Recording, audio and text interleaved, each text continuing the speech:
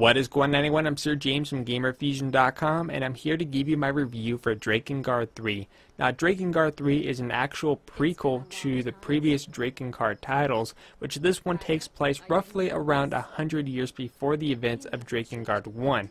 But the way the story in this game plays out is that it's actually unrelated to the events of Drakengard 1 or Drakengard 2, because this one is following its own timeline. So basically this game is doing its own thing.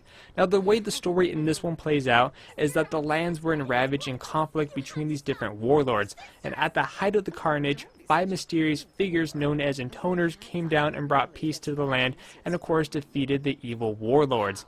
As time went on, the land was brought peace, and all these different intoners were worshipped by the people, who gained power to control specific religions in the game. But after a specific amount of time has passed, the game presents a stronger intoner, one who wishes to unite the 5 once again to bring lasting peace to the land. Now, the source of the intoner's power is an evil flower that saved Zero from death to use her as an instrument for mankind's destruction. But Zero was the original host, and now she wishes to destroy all those affected by the power. Sister spawned with Zero tries to kill herself to ensure the safety of the world. So long story short is that in the game you're playing as Zero, and you're on a quest to kill all the intoners in the game. As for the graphics, the visual aspect of the game is where I have mixed feelings about. For example, half of the game tends to look really good in terms of the character models, the level designs, and the stuff that's going on, especially out in the distance, while the other half of the game is suffering from a lot of texture pop-in issues, and where when you get close to objects or even some of the level designs look very outdated. It kind of looks like they polished the first half of the game, but the second half of the game they didn't do any polishing, or they didn't work on textures, whatever the case may be. So in terms of, it's more 50-50. Half of the game looks good and the other half of the game doesn't look so great. Now, as for the gameplay has a major negative and a positive. The major negative here is that the game from start to finish suffers from a lot of frame rate issues. I'm not talking about minor, I mean a lot. Even at times where it's downright so terrible you think the game is pretty much going to freeze on you. That's how bad the frame rate gets. Basically, the big drops tends to be when you're flying your dragon, and at other times when there's just a lot of stuff going on screen. In terms of there's a lot of enemy units, you call in your dragon to aid you, and then that's when things get very chaotic and you get worried about the game freezing upon you. Now, in terms of combat mechanics, the combat mechanics was actually really well enjoyable, and the game was really fast-paced.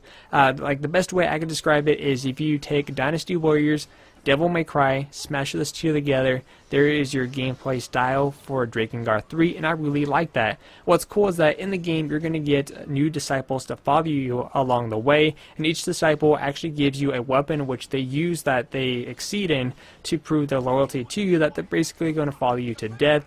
And of course you could also choose to have 2 disciples follow you. Now, in terms of combat, what's cool is that the new weapons that you get from the disciples is that you don't have to wait to go to menu or use a menu, in this case, to select which one you want to use. Is that you're able to unleash crazy combinations and, you know, prop up your kill streak. Basically, what's cool is that, for example, you could be in mid-combat using, for example, a sword as your first weapon of choice. Then you could simply press L2 or R2, you're going to get a quick prop which will have the indicating weapons. For example, a triangle is your spear, X is your sword, square is your gauntlet, and circle is this frisbee-like weapon, which is good for long distances.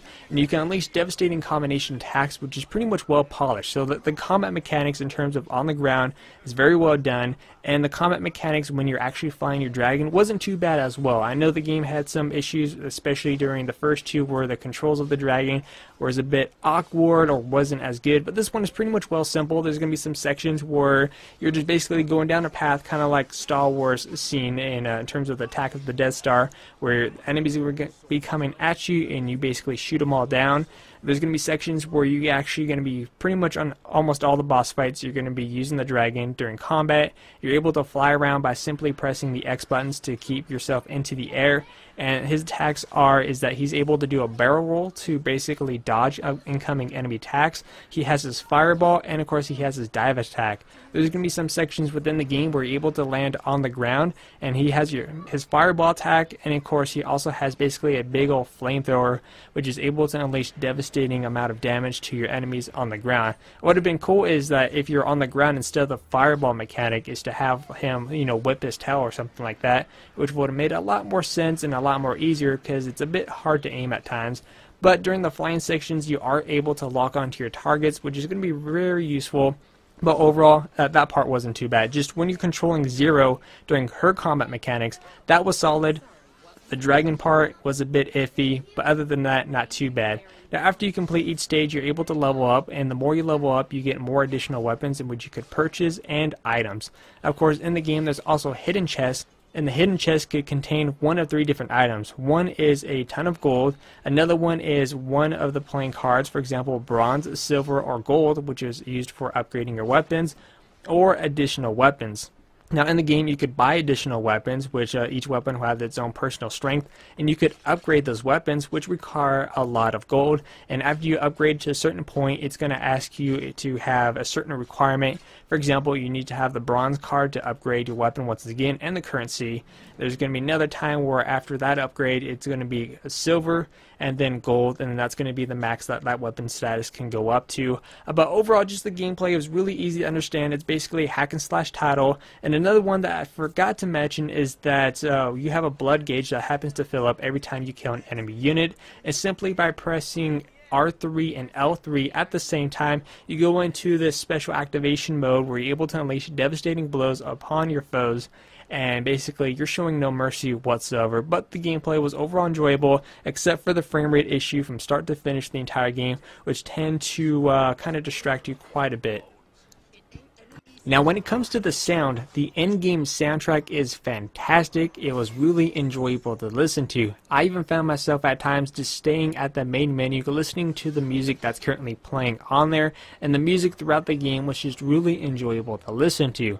Now, in terms of the English voice actors, in my opinion, the English voice actors did a really good job. Even though this game is being translated from the Japanese voices to the English voice actors, you do have the transition during the cutscenes where when the characters are done talking, the English translator is still finishing up the sentences, which at times could be very funny. But one of the downside aspects to the game is for those who wanted to use the original Japanese voices, it's not an option in the game. Instead, what they made it is a DLC that you have to buy. So if you want to use the original Japanese voices, you have to pay $5 to use that, rather than giving you in the game as an option to choose from the beginning, which should have been in the game. So just overall, the English voice actors wasn't so bad. If you wanted to use the Japanese voice actors, you either import it from Japan or you pay $5 to use those voices. As for the lifespan, what kind of lifespan do I see for Drakengard 3? And to be honest, this game has a good lifespan as long as they release a patch to fix the frame rate issue for the game. Now, the game has basically 3 different endings, in this case 3 different stories. You have Path A, which is the main story. After you beat that, you unlock Path B. After you beat Path B, you get a Path C. And basically what is happening here is that it's alternating the story, basically the timeline.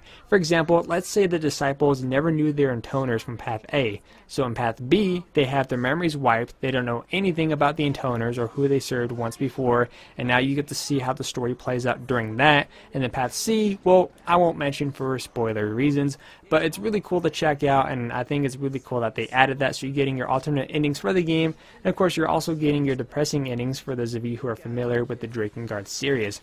Of course, not only that, for those of you who are trophy hunters and like getting 100% completion, this game will offer you at least up to 20 to 25 hours altogether, which is a lot of gameplay. True, it's a hack and slash title, but if you like hack and slash based games, then this is something that you're going to enjoy.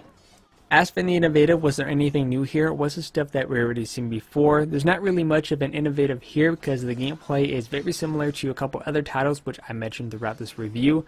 But anyways, in the end, I'm going to give Drakengard a 7 out of 10. One of the main issues that the game is currently having is the frame rate issues, which needs to be fixed as soon as possible, if possible. And the fact that half the game seems to be very outdated and doesn't look as nice compared to the other half of the game. But as I stated, a 7 out of 10 is my score. If you guys would like to check out my full walkthrough, you guys could check the link down below. Anyways, I'm Sir James from Gamer Fusion, and always remember, Gamer Fusion empowers your gaming.